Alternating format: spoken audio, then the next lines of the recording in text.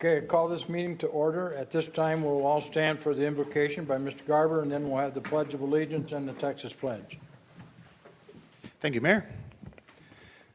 Father, we are grateful for your hand and the saving grace of your Son. Please allow us to walk forward towards the end of this year in your freedom, protection, and power. In the mighty name of Jesus, I pray. Amen. Amen. Raise the flag. I pledge allegiance to the flag of the United States of America and to the republic for which it stands, one nation, under God, indivisible, with liberty and justice for all. Under the Texas flag, I pledge allegiance to thee, Texas, one state, under God, one and indivisible.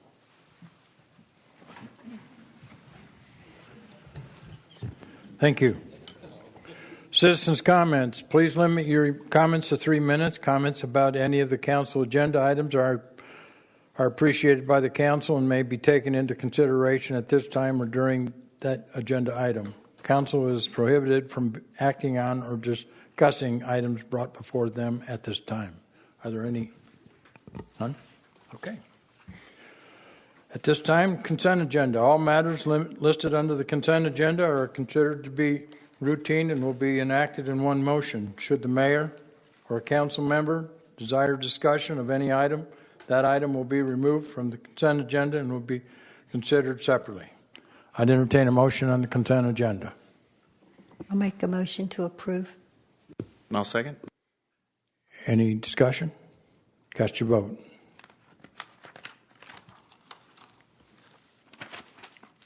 It's unanimous. Business agenda. Consider approval of entering into a contract with the Texas Water Development Board as the administrator of the Federal Emergency Management Agency Flood Mitigation Assistance Program and authorizing the city manager to execute the necessary documents. Total project cost $3,876,844.20. Federal share not to exceed $2,907,633.14. Local share estimated to be $969,211.06. Mr. Hart. Mayor and Council, this is the next step that we're going through with the FEMA grant, and our city engineer, George Marshall, will lay out this item for you.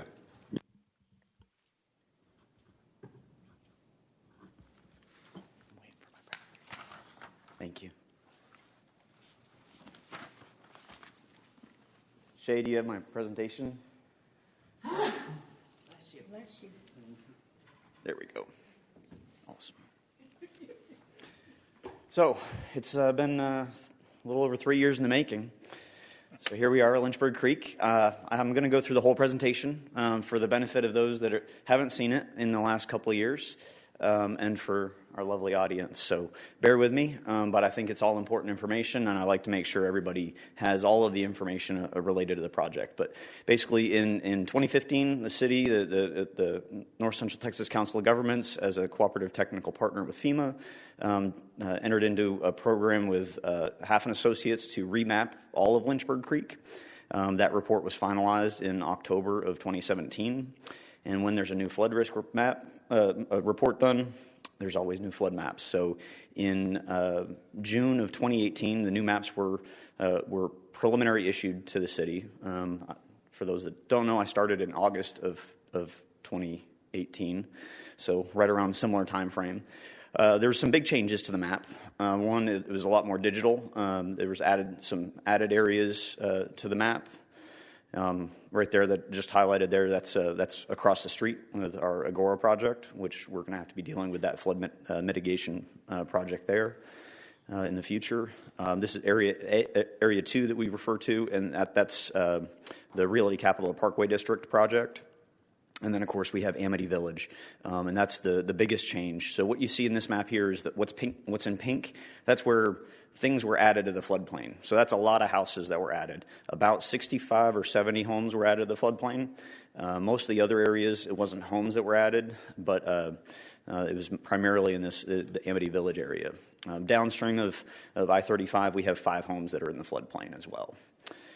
There's also some areas added up north of Shady Shores. I know that's outside their city limits, but it's right on our fringe. I know we get some flooding complaints up in that general area, so it's important to keep that in mind in the future as well.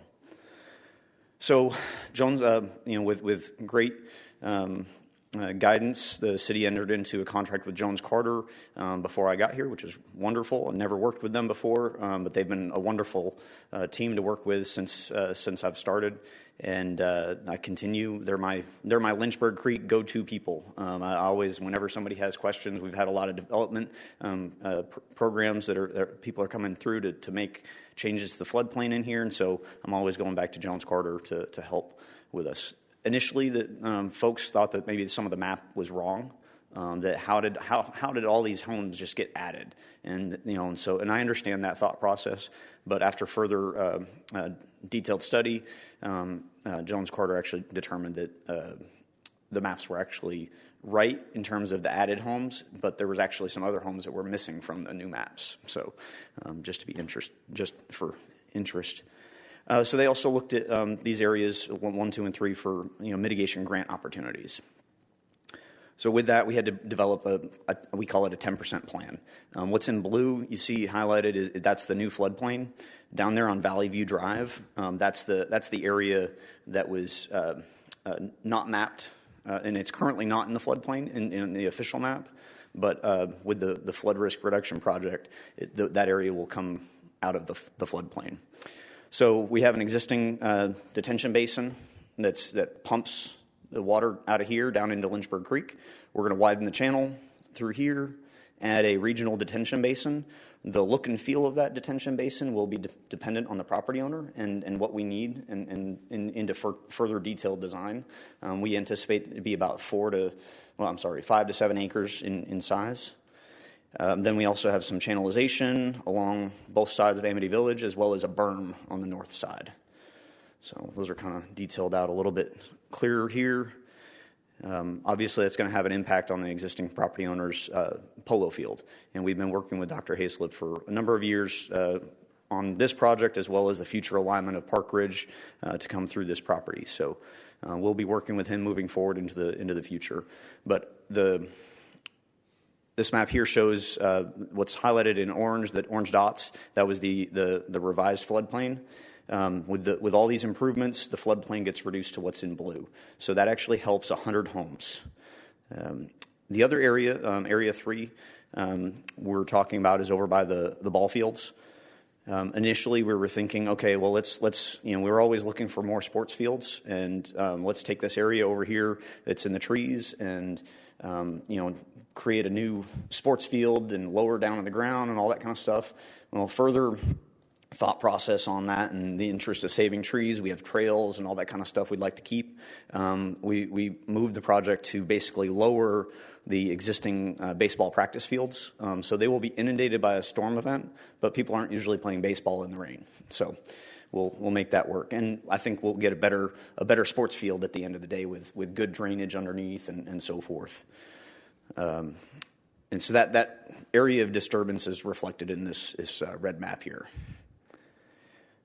I know it's hard to understand what benching means, but if the white line is your existing ground, basically you're going to go about 2 feet up from the bottom of the flow line of the creek, and then cut across at a flat, and then cut back at a 4-to-1 slope on the outside edge. And so that'll allow for a mobile edge, but it'll also allow for additional storage capacity for the water that's flowing down the channel.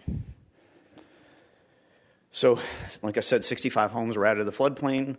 100 homes are helped by the project. The project is estimated to be $3.8 million. 75% of that is covered by the grant. FEMA will cover that.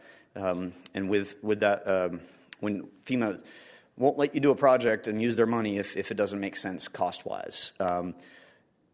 The initial submittal we had, there was only 15 homes that had flood insurance. Then the second time around that we submitted, they had 32 homes that had flood insurance, and so that helped our benefit cost ratio come to a 3.12. Of course, when you factor into all the homes, if everybody had flood insurance that were in the floodplain, notice if you have a federally backed mortgage, you are required to have flood insurance, but if you own your home outright, you're not required to have flood insurance. And so that would actually have a 13.5 BCA. Overall, the time frame, the start of the flood risk report in 2017, preliminary maps, June of 2018. We had a first grant submittal there early in January of 2019. We actually held 2 public hearings, or public meetings, not hearings, but public meetings. Several council members were in attendance those nights.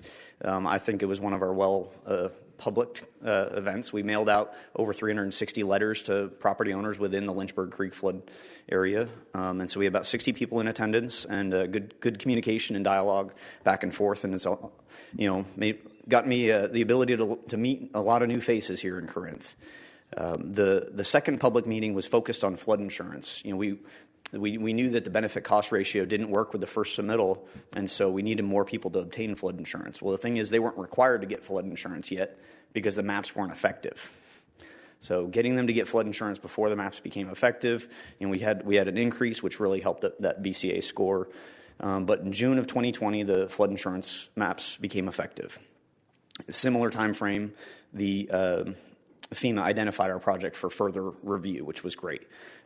It took us from then till August of 2021 to get all that documentation in place. We had to do an environmental study, which means we go out in the field and do hand digs on the property to make sure there's no antiquities or other environmental issues out on the site. And so once that all passed, FEMA authorized the grant in August of this year. And so here we are. We have a contract with the Water Development Board, and they are basically, we will send, I believe it's quarterly invoices to them if we have reimbursements, and they will then reimburse us for that. So we won't get the 2 million it is from them directly immediately. It has to be reimbursed over time, just like we did with the work we did on Lake Sharon Extension to 2499 with the county. That was a reimbursement type. So moving into the future, we have a statement of qualifications. We have to hire an engineer based on the federal process and the state process, and so we have to go out for get engineers that would like to submit for the design, and then we'll be moving forward in a fast pace because we do have a timeline to finish this grant project and use the money. So we need to make sure that's done. At the same time, we're going to bring the property owners that we're going to be affecting to the table, make sure that we're trying to do everything we can. Knowing some of the property owners, we might have a hard time getting easements and right-of-way, and so we'll be back to see you guys, obviously, into the future. If we need to go to eminent domain, we are prepared to do so if we have to, but we also like to work with our citizens the best we can. So my anticipation, it's probably going to be June, July 2022 that we'll have all the right-of-way easements hopefully acquired. And then August timeframe, start construction. And I anticipate to be about a year-long project. Most of it's just dirt work, but it's still, some of it can get a little tedious in some areas. So, sorry. I mentioned the environmental assessment. They did handhold dug some handhold spots, also delineated all the wetlands. We don't anticipate having to get any Army Corps of Engineers permits, but we are prepared to do so if we find that we have to when we get into detailed design. They also had to contact over 10 different agencies and get letters of approval or no impact and all that kind of stuff. And so all those boxes have been checked, which that's time consuming. So FEMA approved it. Project cost is $3.8 million. FEMA sends the money to Water Development Board, and then the Water Development Board sends reimbursement to us. Notice the federal share will not ever exceed $2.9 million. The local share, it's estimated to be just under $1 million. We have $2.4 million set aside for this project, not knowing at what stage or how much of the grant was ever going to be allocated. But I also know that there's going to be cost overruns. I mean, price of land has gone up since we submitted the grant, price of construction, all that kind of stuff. And so there's also things that FEMA's not going to pay for like landscaping and decorative stuff. And so we're going to have to, pay for some of that. But I don't anticipate using all that $2.4 million, which is, I hope. So next steps, like I said, statement of qualifications, 30% design, incorporating landowners' input, and right-of-way acquisition, final design, and Army Corps of Engineers permitting if necessary, and then construction. So hopefully this time next year we're under construction. Thought I'd bring in some pictures of the biggest day flood I thought we had was September 1st, 2020. These are a variety of different areas. I think the first two on the top are down near Red Oak Drive, and then the others are down in Amity Village, whether it's the main channel or out in front of folks' homes. So be glad to answer any questions. Are there any questions from the council? Go back to the beginning of your slides. Okay. I couldn't think as fast as you talked. I understand.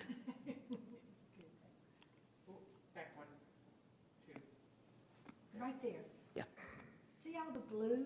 Yes. And then you've got that one little area that's not blue. I mean, it's like this big. How can that not be in the floodplain and everything around it? So that's what happens when we use computer programs to process data. It's not an exact science. It's not absolutely perfect. It's the best tool that we have to identify flood risk. So that's not like on a hill. There may be, there may have been, maybe I'm not following exactly which spot you're talking about. This one right here? Yeah. Oh yeah. So those homes are going to be higher. That area is specifically going to be higher. The initial map was used, I believe, 2012 LiDAR data. That's where they fly the airplanes over and shoot lasers to find out the elevation. In heavily treed areas, I know that's difficult. That's why they usually try to fly it in the wintertime, but those can be off by at least 2 feet. Technically, everything in the United States is in the floodplain. It's just Zone X is what most of it, where your homes are is going to be a Zone X, which is, shallow 0 to 1 foot flooding elevation. So. Can you go to the next slide? It seemed like there was one more.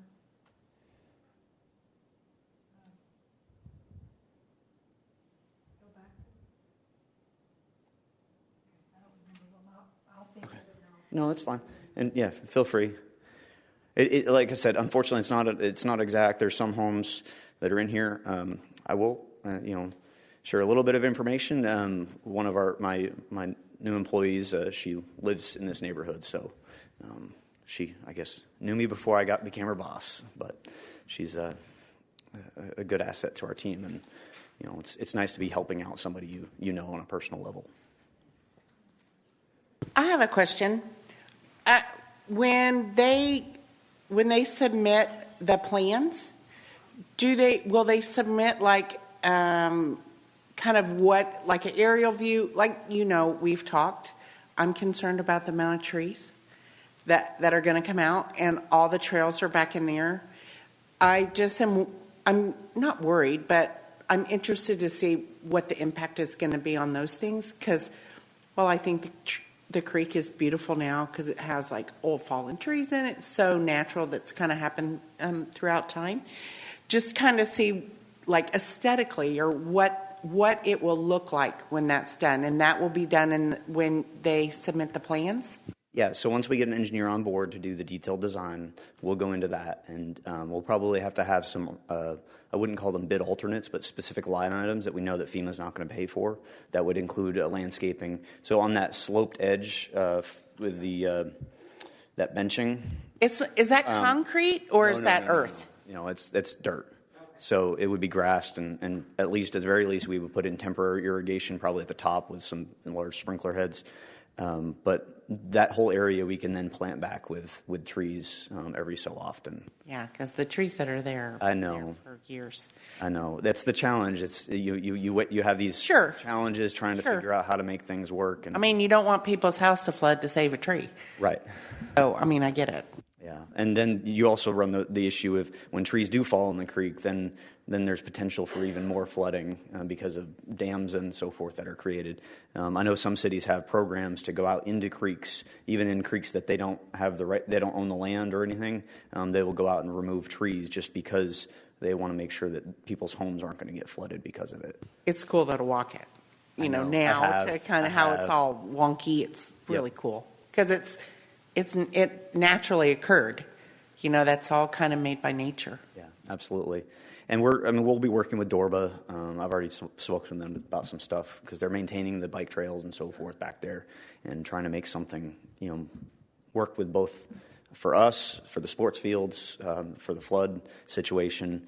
And I know, we have the 5 homes that over on the other side of the creek that we're helping. I don't know if anybody's ever looked at it, but there was a stormwater study done in, I want to say 2005, that actually called for a flood wall to be built on the homeowner's side of the creek on the opposite side, and that just was never going to work. So we've come up with, I think, the best solution for everybody. And we've saved some trees. We're going to take a whole, acres and acres of trees. So. Any other questions from council?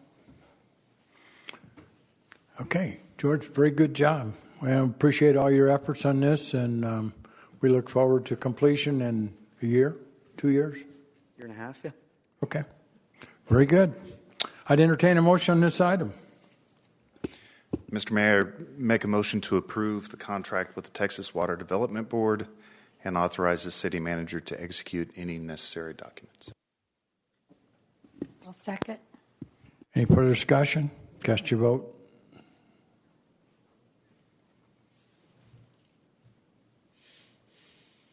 It's unanimous.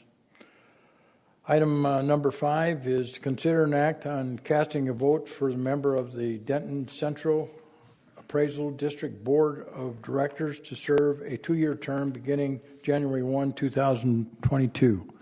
Mr. Hart. Yes, Mayor and Council, if you remember, you had discussed this item before. You had nominated Richard Weir for this, and of course there's 16 candidates. But I think based on the nomination, you may want to go ahead and consider voting for Richard. And you have just a minuscule number of votes, so I wouldn't hold my breath on him getting elected. But. And he's the only one from Corinth. Sorry? He's the only one that lives in Corinth. Yes. Okay. I'd entertain a motion on that item. Mr. Mayor, I move that we nominate Mr. Richard Weir. I'm sorry, cast our votes for Mr. Richard Weir. Second. Okay, any further discussion? Cast your vote.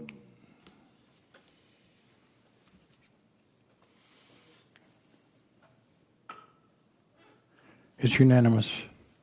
Item 6, consider an act on the nomination, appointment, resignation, and removal of board and commission members for the Keep Corinth Beautiful Board and the Ethics Committee.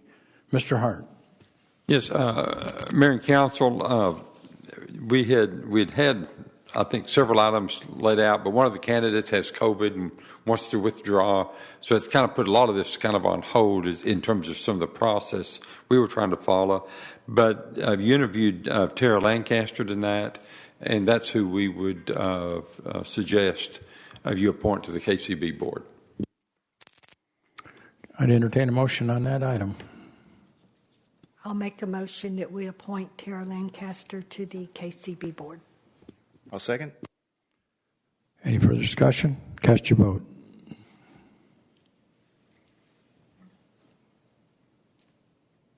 It's unanimous.